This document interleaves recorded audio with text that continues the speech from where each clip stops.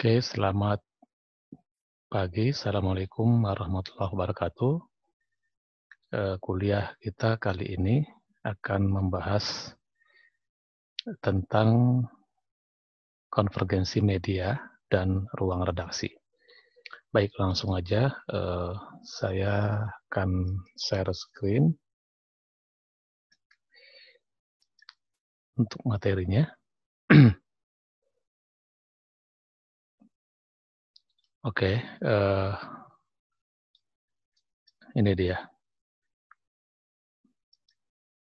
Baik, teman-teman, tentu istilah konvergensi sudah sering kita dengar dan ini menjadi hal yang paling sering dan yang paling yang sering kita bicarakan ketika kita bicara tentang bagaimana media masa kini atau media kontemporer. Nah, untuk pertama saya ingin mengutip dari tulisan, ya, sebuah tulisan yang kira-kira seperti ini pernyataannya. Media yang bisa bertahan bukanlah media yang paling hebat dan kuat, melainkan media yang mampu menyesuaikan diri atau adaptif dengan perubahan. Nah, tentu kalau selama ini mungkin kita beranggapan bahwa faktor modal atau dana itu menjadi hal yang paling penting gitu ya dalam bisnis media. Tapi ternyata itu bukanlah satu-satunya faktor, tapi ada hal juga yang mesti diingat ya agar media itu tetap bisa survive di tengah kompetisi yang saat ini semakin ketat gitu ya. Apa saja itu? Yaitu kemampuan media itu untuk beradaptasi atau menyesuaikan diri dengan perubahan yang terjadi. Perubahan apa saja? Tentu di sini adalah perubahan dalam berbagai hal. Yang pertama tentu kita bicara perubahan teknologi ya. Karena bagaimanapun teknologi komunikasi terus berubah ya, semakin maju, semakin canggih dan itu menuntut media, pengelola media untuk bisa menyesuaikan sehingga medianya bisa beradaptasi dengan teknologi itu sendiri.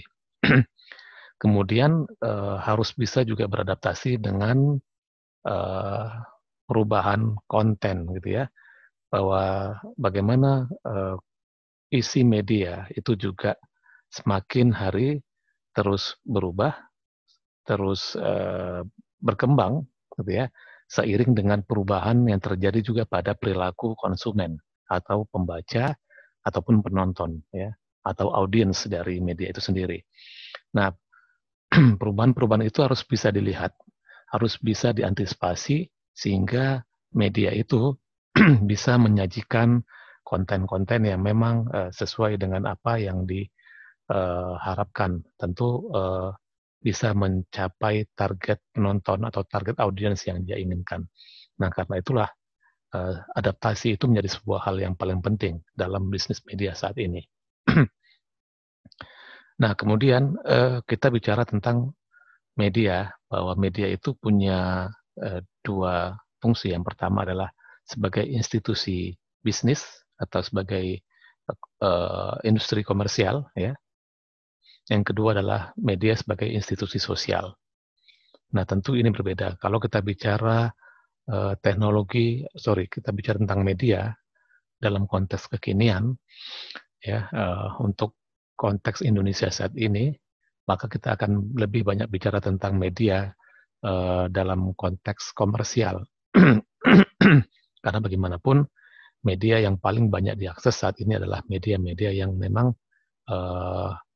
berorientasi profit atau mencari keuntungan.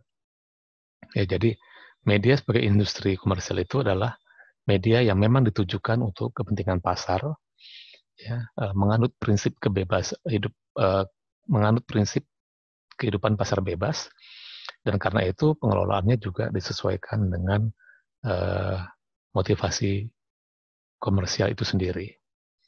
Dan yang kedua, kita bicara sebagai media, sebagai institusi sosial. Ya, apa maksudnya? Bahwa media itu juga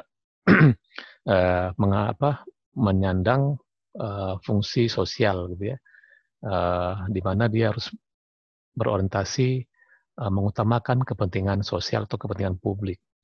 Nah, contoh medianya adalah misalnya TVRI ya sebagai lembaga penyiaran publik, atau kalau radio kita bicara RRI, Radio Republik Indonesia gitu ya, yang memang didirikan sebagai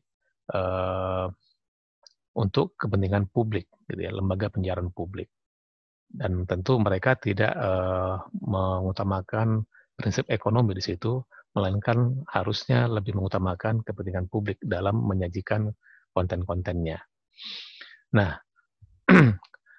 sekarang kita masuk ke tentang konvergensi, karena bagaimanapun tadi sudah saya sebut bahwa perubahan teknologi itu menyebabkan, menyebabkan perubahan teknologi itu juga pada akhirnya membuat muncul fenomena baru yang disebut sebagai konvergensi media. Nah, apa itu konvergensi media? Kalau kita mengutip pernyataan dari Jenkins, dia menyatakan bahwa konvergensi harus dipahami sebagai proses teknologi yang menyatukan beberapa fungsi media dalam perangkat yang sama. Ya. Kalau kita membayangkan misalnya media konvensional, gitu ya, media cetak, dia hanya bisa menyajikan konten dalam bentuk teks, gitu misalnya.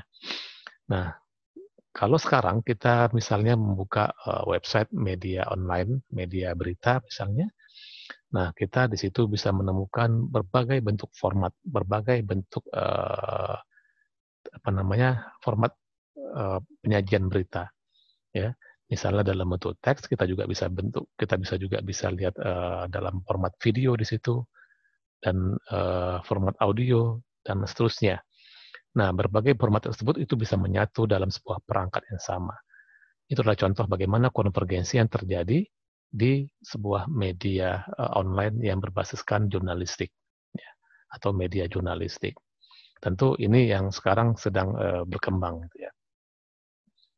Nah, pengertian konvergensi lainnya, kalau kita mengutip dari Line Cook, ya, mengatakan bahwa konvergensi media sebagai bergabungnya dua atau lebih teknologi media atau sharing informasi melalui teknologi digital.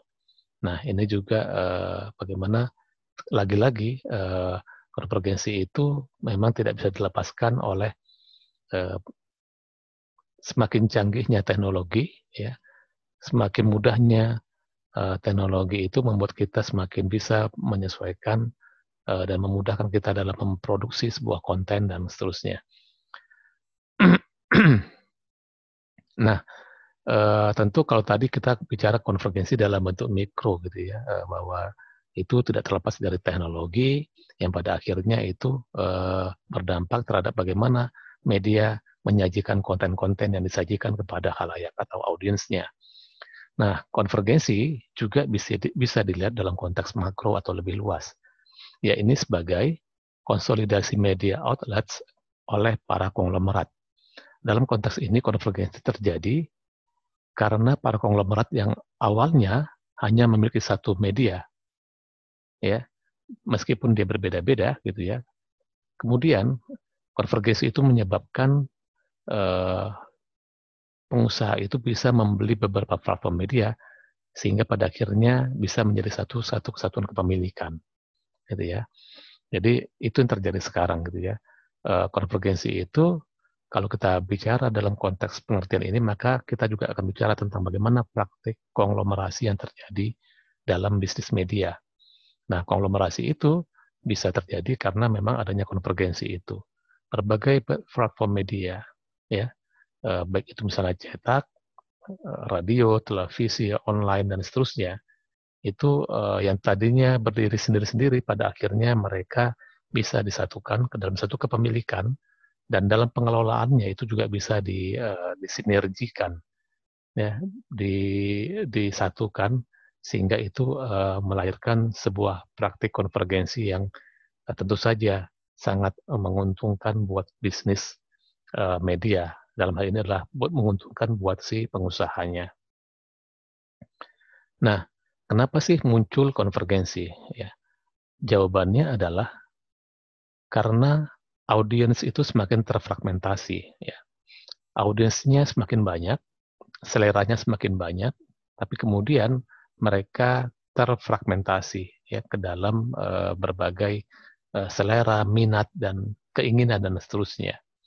Dan itu yang menyebabkan kenapa media harus bisa memenuhi selera mereka masing-masing. Karena bagaimanapun sebagai institusi bisnis, media itu harus bisa memuaskan keinginan dari audiensnya. Nah, kemudian teknologi digital yang menyebabkan yang semakin tersedia dan semakin murah gitu ya. Kalau kita bicara bagaimana digital ya, digitalisasi itu kan membuat segala sesuatunya lebih praktis ya, lebih ringkas, lebih mudah gitu ya. Kalau dulu misalnya contoh gitu ya, kalau seorang jurnalis televisi liputan dengan kamera yang besar, kemudian dengan menggunakan kaset gitu ya misalnya, untuk bisa menghasilkan sebuah karya audiovisual. Tapi sekarang ya hanya dengan kamera handphone misalnya, ya, kita sudah bisa melakukan produksi karya audiovisual, ya, tanpa harus menggunakan kaset. Kameranya lebih kecil, lebih ringan, tapi kualitasnya tetap bisa terjaga, gitu ya. Dan itu bagaimana digitalisasi itu membuat segala sesuatunya menjadi lebih mudah. Dan ini yang pada akhirnya juga melahirkan konsep konvergensi itu sendiri. Dan kemudian perubahan dalam struktur sosial dan legal, sehingga bisa memungkinkan kepemilikan antar media. Ini juga ya terdiri perubahan-perubahan tadi itu, baik itu dalam teknologi,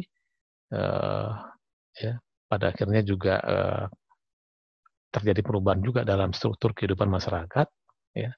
Dan ini hal yang paling penting juga tadi, ada regulasi yang memungkinkan satu orang pemilik media memiliki banyak media, sehingga pada akhirnya mereka akan berusaha membuat bagaimana media yang banyak itu dikuasai oleh mereka dan kemudian dikelola secara bersama-sama, sehingga melahirkanlah konsep konvergensi itu sendiri. Nah, konvergensi menyebabkan demasifikasi kondisi, di mana ciri utama media massa yang menyebarkan informasi secara masif menjadi lenyap, karena arus informasi yang berlangsung menjadi makin personal. Ya. Nah, kalau kita bicara konsep komunikasi yang lama gitu ya, maka kita bicara bagaimana komunikasi massa itu kan salah satu karakteristiknya adalah massa, dan massanya adalah anonim gitu ya. Sebuah media menghasilkan sebuah konten, kemudian disebarkan kepada massa yang banyak, yang massa itu adalah anonim. Tapi sekarang, di era digital sekarang, konsep massa itu menjadi sangat perdebatan lah gitu ya.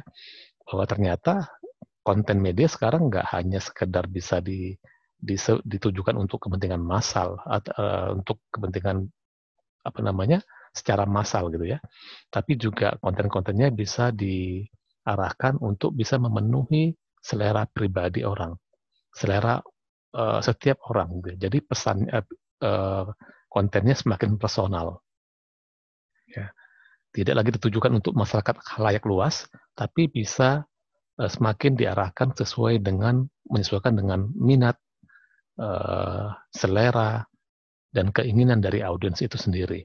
Kalau misalnya saya ingin dapat informasi tentang kuliner, katakan seperti itu, maka saya bisa mencari media-media yang khusus menyediakan konten tentang kuliner. Kalau saya suka tentang traveling misalnya, maka saya tinggal nyari media-media yang bisa menyediakan konten traveling. Jadi sangat personal. Kalau sebelumnya media itu memberikan konten secara umum gitu ya, kemudian kita tinggal membeli dan kita bisa memilihnya, memilih dari media itu sendiri. Tapi sekarang media itu sendiri sudah terpecah-pecah, terfragmentasi, menyesuaikan dengan selera dari audiensnya itu sendiri. Itulah yang disebut sebagai mass self communication ya. Jadi komunikasi atau konten media di satu sisi ditujukan untuk massa, tapi di sisi lain juga bisa menghasilkan konten-konten yang sifatnya personal, menyesuaikan dengan keinginan dari khalayak itu sendiri. Oke, sekarang kita bicara bagaimana konvergensi yang terjadi pada 3 tataran. Yang pertama adalah teknologi, ya, yang kedua adalah pekerja, dan ketiga adalah budaya. Ya, ini mengutip dari Bardul dan Dius. Nah, apa maksudnya konvergensi pada tataran teknologi? Dalam konteks ini, maka konvergensi menghasilkan beragam format multimedia pemberitaan. Ya. Jadi konten media, konten berita itu bisa disajikan dalam bentuk teks atau tulisan, tapi juga bisa disajikan dalam bentuk video, bisa juga dalam bentuk gambar statis atau foto, bisa juga dalam bentuk animasi atau infografis, ya, visual grafis, visual grafis dan seterusnya, komik, gitu ya, dan macam-macam. Ini adalah bagaimana wujud dari konvergensi itu sendiri. Jadi konten bisa disajikan dalam berbagai format. Kemudian konvergensi pada dimensi para pekerja. Maksudnya apa? Di sini para pekerja atau wartawan atau jurnalis multimedia dapat memproduksi satu konten berita dengan beragam format. Jadi kalau saya wartawan masa kini gitu ya, yang kerja di media, maka ketika saya ke lapangan, saya nggak hanya dituntut untuk bisa menghasilkan sebuah karya tulis, ya, atau berita dalam bentuk tulisan, tapi juga harus bisa menyajikan berita itu dalam format lainnya. Misalnya apa? Misalnya saya harus bisa moto atau bisa pakai menghasilkan foto gitu ya. Atau juga saya harus menghasilkan dalam bentuk video, ya. Dan itu bisa dipublikasikan di media saya dan seterusnya. Jadi multimedia itu, ya, kemampuan multimedia itu juga harus dimiliki oleh para pekerja media saat ini. Nggak bisa cuma hanya nulis berita aja, tapi wartawan masa kini juga harus bisa menyajikan informasi dalam bentuk berbagai format tadi itu. Oke, kemudian pada tataran budaya, apa yang terjadi? Yang terjadi adalah perubahan kultur dalam tata kelola ruang redaksi. Ya, ini juga terjadi perubahan gitu ya. Karena apa? Karena tadi itu teknologi semakin memudahkan, selera pembaca, audiens semakin berkembang, berubah terus gitu ya. Nah, akhirnya para pekerja media yang ada di ruang redaksi itu juga harus bisa menyesuaikan dengan perubahan-perubahan itu. Dan itulah terjadi kenapa ruang redaksi juga harus berubah. Ya, baik itu dalam konteks proses kerjanya, alur kerjanya atau workflow-nya, sistem kerja yang berlangsung di ruang redaksi, pengambilan keputusan dalam sebuah keputusan berita atau news judgment misalnya, itu juga terjadi perubahan-perubahan. Nah, ini yang juga terjadi saat ini, bahwa ruang redaksi itu juga pada akhirnya sangat berbeda kalau kita bicara ruang redaksi sekarang dengan ruang redaksi mungkin 10 tahun yang lalu ketika teknologi belum begitu canggih, digitalisasi belum begitu menjadi penting gitu ya, sehingga ya maka ini yang sekarang terjadi perubahan-perubahan itu tadi. Nah, sekarang kita bicara tentang konvergensi kontinum gitu ya. Nah, apa itu konvergensi kontinum? Yaitu adalah proses transformasi basis kerja pada sebuah organisasi berita atau tim redaksi.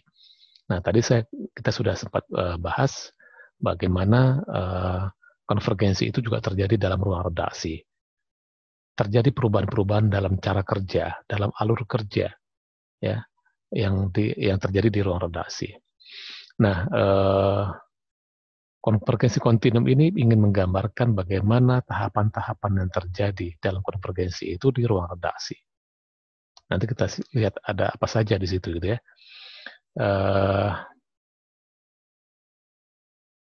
Nah, ini dia, ada 5 tahapan atau 5 bentuk dalam konvergensi kontinum gitu ya. Yang pertama adalah cross promotion, yang kedua adalah cloning, yang ketiga adalah co-opetition, yang keempat content sharing, dan yang kelima adalah full convergence. Maksudnya apa? Yang pertama, kita bicara tentang cross promotion. Nah, pada tahapan ini, pada tahapan cross promotion atau lintas promosi, ini adalah sebuah tahap di mana tiap platform media itu memberikan ruang untuk saling memperkenalkan konten media mereka. Ya. Jadi ini disebut sebagai cross promotion. Jadi misalnya ada dua media yang berbeda, tapi kemudian kedua media ini bisa saling memberikan atau memperkenalkan konten yang ada di media masing-masing. Misalnya ada media A, ada media B. Nah, konten di media A ini bisa saja disajikan di media B. Begitu juga sebaliknya, konten yang ada di media B bisa saja diperkenalkan di atau disajikan di media A. Dan ini menggambarkan bagaimana sudah ada proses kerjasama di antara dua media yang berbeda. Ya. Nah, kemudian kita masuk ke tahap berikutnya yaitu cloning atau pengulangan atau penggandaan. Di sini salah satu aktivitas ketika konten media diperbanyak untuk dimuat di media lainnya. Nah, kalau tadi misalnya di tahapan cross promotion baru sebatas pengenalan aja, ya, bahwa ini ada konten seperti ini di media A misalnya, ya, saya sebagai penyiar radio misalnya, ketika saya ngomong, saya bisa memperkenalkan konten yang ada di sebuah media radio lain atau di media online. Nah, pada tahapan cloning, di sini kontennya itu sudah diperbanyak dan dimuat di medianya. Ya, balik lagi contohnya media A dan media B. Ya, konten yang ada di media A itu ya bisa jadi karena media B mungkin nggak dapat beritanya, maka dia akan ambil media yang konten yang ada di media A dan dipublikasikan di medianya dia. Begitu juga sebaliknya. Nah, dalam tahapan ini berarti sudah terjadi proses cloning ya atau penggandaan konten di antara dua atau bahkan lebih media. Dan ini biasanya terjadi pada media-media yang ada dalam satu unit usaha. Nah, yang ketiga adalah competition atau kolaborasi. Di sini adalah sebuah tahap ketika media saling terkonvergensi, saling bekerja sama, dan bersaing di saat yang bersamaan. Jadi ada kerjasama, ya. Ada saling, misalnya media A, media B, ya.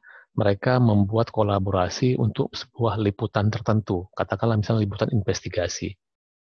Contoh, mungkin sekarang ini ada namanya Indonesia Leaks gitu ya. Indonesia Leaks ini di dalamnya ada berbagai media dan mereka bisa saling kolaborasi. Salah satu contohnya adalah mereka menghasilkan sebuah kolaborasi liputan investigatif. Ya. Jadi mereka saling kerjasama, ya timnya masing-masing media itu punya tim dan mereka bisa meliputan untuk satu topik yang sama. Kemudian hasilnya itu kemudian diolah dan ditayangkan di medianya masing-masing. Jadi di sini sudah ada saling kerjasama di antara media-media yang meskipun di sisi lain mereka tetap saling bersaing, gitu ya. Nah, ini kolaborasi itu menjadi hal yang paling penting dan biasanya ini terjadi untuk liputan-liputan yang investigatif ya atau in-depth reporting atau liputan mendalam karena membutuhkan sebuah kerjasama tim yang sangat kuat gitu ya untuk bisa menghasilkan sebuah karya yang berkualitas. Nah, yang keempat tahapan berikutnya adalah content sharing, yaitu media yang terkonvergen saling berbagi konten dalam banyak bentuk pengemasan ulang atau repackaging. Ya, bahkan dalam hal budgeting dan monetizing itu juga bisa terjadi. Nah, di sini sudah masuk ke tahapan yang lebih dalam lagi gitu ya. Jadi konten yang ada di media tertentu dia ambil, kemudian dikemas ulang, di rewriting, diedit ulang gitu ya, untuk menyesuaikan dengan karakter medianya itu sendiri yang akan menayangkan itu. Nah, itu yang disebut sebagai repackaging. Jadi di sini itu sudah terjadi. Contoh misalnya, katakanlah sebuah institusi media, institusi transmedia ya. Misalnya transmedia itu di dalamnya kan ada media online, detik.com, cnnindonesia.com, cnbc.com gitu ya. Kemudian mereka juga ada televisi, ada Trans TV, ada Trans 7, ada CNN Indonesia TV misalnya. Nah, bisa saja konten yang ada di detik.com gitu ya, itu kemudian diambil oleh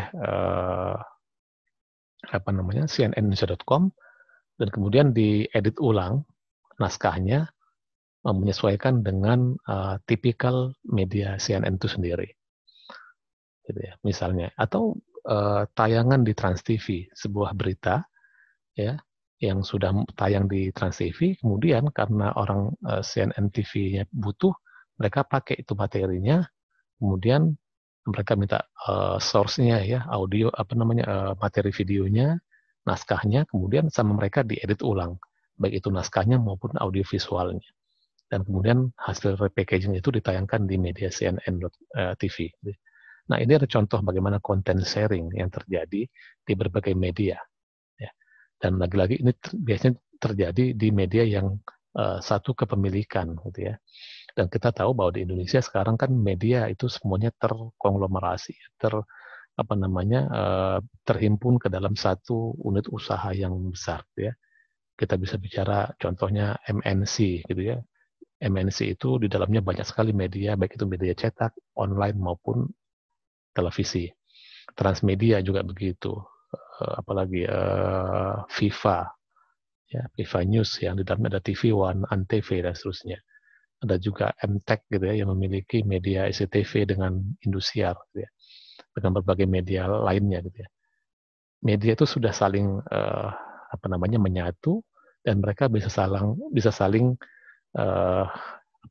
content sharing. Itu yang terjadi. Oke, yang terakhir adalah full convergence. Nah, ini adalah tahapan terakhir dari sebuah konvergensi. Apa itu maksudnya? Yaitu adalah konvergensi penuh. Di sini, media itu sudah saling bekerja sama secara penuh. Kalau tadi belum ya. Yang sebelumnya content sharing, kolaborasi tadi itu belum. Pasti hanya sekedar kerjasama dalam konten-konten tertentu. Nah, tapi kalau full convergence itu sudah menyatu. Ruang redaksinya sudah menyatu. Contoh misalnya di Trans TV, Trans 7, dan CNN Indonesia TV. Yang tadinya mereka punya redaksi masing-masing. Ya. Di Trans 7 punya redaksi, mereka bikin konten, punya program berita masing-masing. Trans TV punya redaksi, mereka juga punya program berita masing-masing. Begitu juga di CNN Indonesia TV. Nah, kalau kita bicara tentang full convergence, maka 3 televisi ini harus saling menyatu ruang redaksinya. Nah, karena itu orang-orangnya juga harus disatukan. Kemudian terbentuklah satu ruang redaksi atau one newsroom yang saling terintegrasi. Ya, mereka membuat sebuah konten-konten berita, kemudian beritanya bisa ditayangkan di Trans 7, di Trans TV, dan CNN Indonesia TV. Jadi cukup ruang redaksinya disatukan, tapi kemudian masing-masing media TV itu bisa membuat kontennya, bisa menayangkan konten-kontennya di media masing-masing, gitu ya. Nah, ini disebut sebagai full convergence. Di Indonesia saat ini kita masih masuk ke tahapan menuju ke sini, gitu ya. Belum terjadi full convergence. Karena kalau sudah full convergence, maka semuanya sudah nyatu. Ruang redaksinya satu, kontennya sudah ini, gitu ya. Tapi yang terjadi sekarang sudah mengarah ke sana. Meskipun masih ada beberapa belum, kenapa saya bilang belum full, karena masih ada beberapa media yang tetap bikin konten sendiri ya untuk menyesuaikan dengan ininya mereka ya, tipikalnya mereka, bagaimana konten mereka.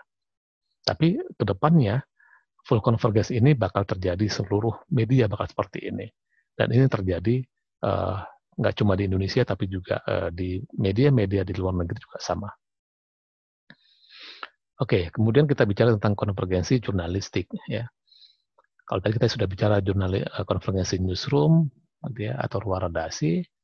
Nah, apa itu konvergensi jurnalistik? Yaitu adalah konvergensi yang mensyaratkan perubahan cara berpikir media tentang tentang berita dan tata cara peliputannya. Bagaimana media memproduksi berita? Bagaimana media menyampaikan berita?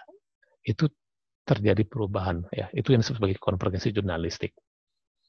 Jadi kalau saat ini konvergensinya masih tahap berita masih melalui platform berbeda-beda, tapi harusnya konvergensi jurnalistik itu sudah terjadi penyatuan tadi seperti yang sudah kita singgung sebelumnya. Nah, ada 3 model konvergensi jurnalistik.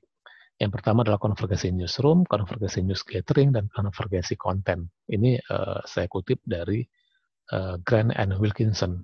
Ya. Nah, apa itu konvergensi newsroom? Di sini memiliki satu ruang redaksi yang sama, para jurnalisnya bersatu dalam satu ruang produksi berita. Ini sama seperti yang tadi sudah saya jelaskan tentang full convergence, gitu ya.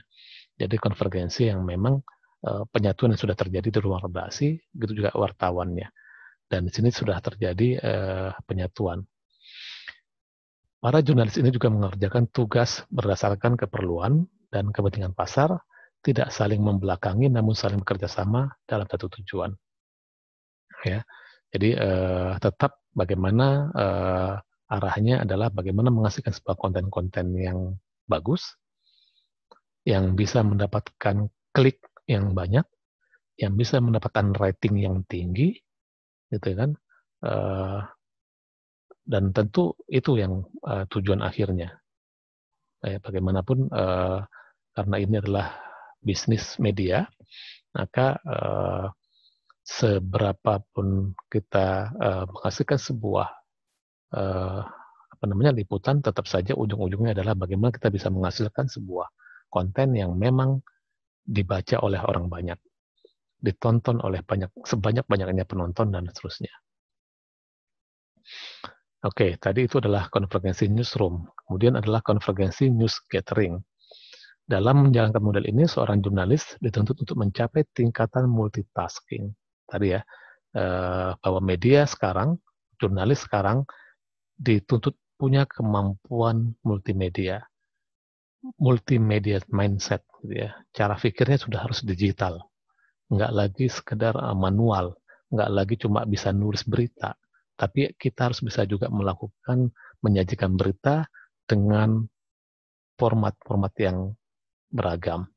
Foto, video, kita harus bisa editing, dan seterusnya. Untuk itulah dibutuhkan training, pelatihan gitu ya, khususnya untuk wartawan-wartawan yang sudah tua, yang mungkin belum begitu melek teknologi, maka ini menjadi PR yang sangat susah buat media untuk bisa memberikan training kepada mereka.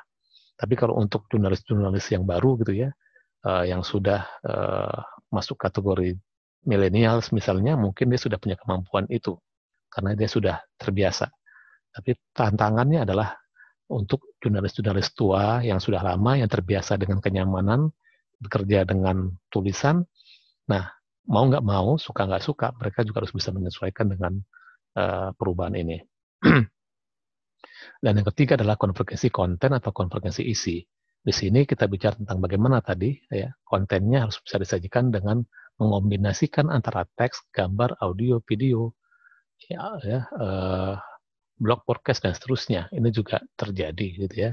Dan termasuk juga dalam proses distribusi kontennya. Bagaimana juga media sekarang harus bisa memanfaatkan media sosial untuk bisa menyajikan, mendapatkan penonton yang banyak, mendapatkan audiens yang lebih banyak. Karena itu konten-konten itu harus dipromosikan di berbagai platform media sosial sehingga kita bisa mendapatkan banyak audiens. Nah, apa pengaruhnya konvergensi dan digitalisasi? Ya, tadi kita sudah bicarakan bagaimana proses terjadi konvergensi, kenapa bisa terjadi seperti itu. Nah, lantas apa pengaruhnya bagi publik, bagi warga negara, sebagai orang yang mengakses media? Nah, yang pertama, konvergensi teknologi dan pemusatan kepemilikan yang menggabungkan berbagai media tadi itu menjadi satu kepemilikan, maka di saat yang bersamaan, ya, konsekuensi logisnya adalah ruang untuk warga negara menjadi lebih sulit ditemukan, menjadi sempit. Kenapa? Karena media pada akhirnya lebih mengutamakan sisi bisnis, lebih mengutamakan bagaimana bisa mendapatkan keuntungan dari bisnis ini, dan tentu dalam konteks itu audiens atau warga negara itu hanya dipandang sebagai konsumen, hanya dipandang sebagai objek untuk bisa mendapatkan iklan. Nah, dalam konteks ini, warga negara atau kita sebagai audiens bukanlah dipandang sebagai subjek yang harus dipenuhi kebutuhannya, kepentingannya.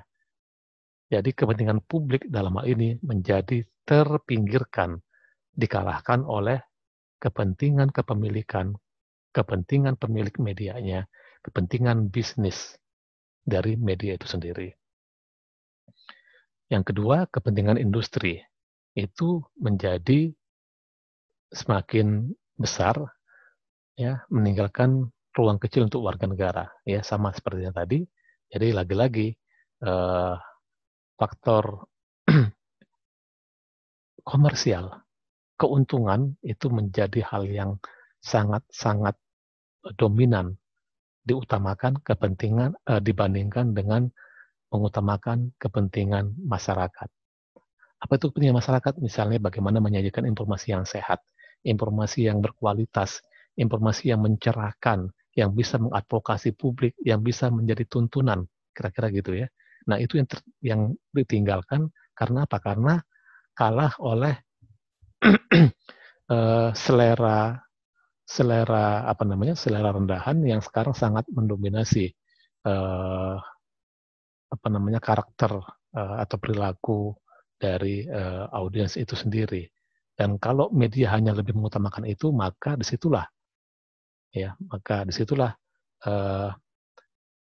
konten-konten media menjadi sangat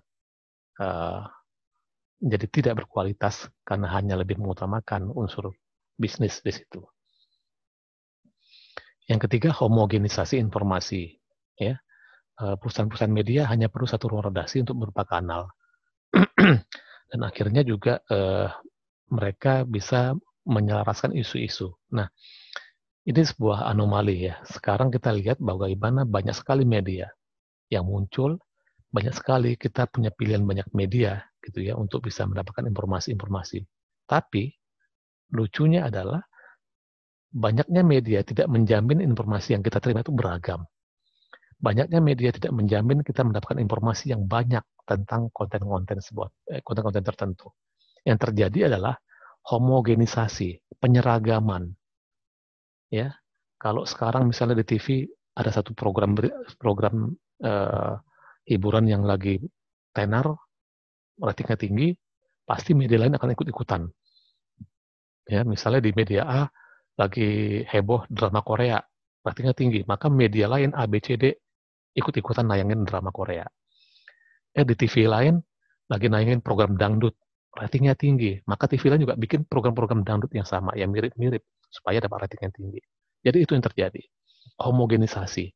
Jadi informasinya justru atau kontennya menjadi tidak beragam, karena menyesuaikan dengan tadi itu, selera yang bermasalah yang kita lihat sekarang kita alami di masyarakat kita gitu ya. Dan itu yang terjadi. Maka homogenisasi informasi itu terjadi dalam media-media di Indonesia saat ini. Yang keempat, ketercerabutan media, yaitu sebuah situasi di mana praktik dan konten media dicabut dari konteks sosial. Ini juga dampak lanjutannya. Jadi akhirnya konten-konten media itu tidak lagi melihat bagaimana faktor budaya sosial yang ada di masyarakat, tapi hanya lebih mementingkan apa yang lagi tren saat itu, apa yang sedang digemari oleh segelintir orang, tapi itu punya pengaruh yang kuat dalam menciptakan selera pasar. Ya, kalau misalnya sekarang lagi heboh, misalnya tentang atau contoh paling mudah adalah kita bisa lihat dalam program-program sinetron. Kenapa sih program sinetron itu lebih banyak menunjukkan tentang kemewahan hidup orang-orang kaya gitu kan, pola hidup atau perilaku hidup orang-orang kota besar di Jakarta dan seterusnya. Padahal hal-hal seperti itu belum tentu relevan dengan orang-orang yang hidupnya mungkin di daerah-daerah di luar Jakarta, di luar Pulau Jawa, ya, orang Papua misalnya, orang Aceh misalnya. Ada nggak konten-konten media yang kira-kira bisa mengangkat persoalan uh, yang sesuai dengan konteks budaya mereka, konteks sosial mereka? Belum tentu. Karena apa? Karena ternyata uh, lebih didominasi oleh konten-konten yang hanya apa namanya menggambarkan selera-selera dan tanda kutip murahan tadi itu. Ya, dan ini yang terjadi dan ini menjadi PR yang besar buat media penyiaran terutama atau televisi gitu ya. Nah, yang kelima adalah komersialisasi, sensasionalisasi, ya. Konten-konten itu menjadi sebuah komoditas, ya, serba komersial, ya. Judul-judul berita dibuat sensasional supaya diklik sama pembaca dan seterusnya. Itu yang terjadi. Jadi lagi-lagi pembaca atau warga negara hanyalah dijadikan sebagai konsumen, bukan sebagai subjek yang memang harus diberikan diberikan konten-konten yang edukatif, yang kira-kira bisa mencerahkan, yang bisa berkualitas, yang bisa membuat orang lebih baik hidupnya. Ya, hoax misalnya, harusnya media itu berfungsi sebagai penjernih dari sebuah informasi yang hoax. Tapi yang terjadi malah kadang-kadang media juga bisa terikut arus dalam informasi hoax itu sendiri.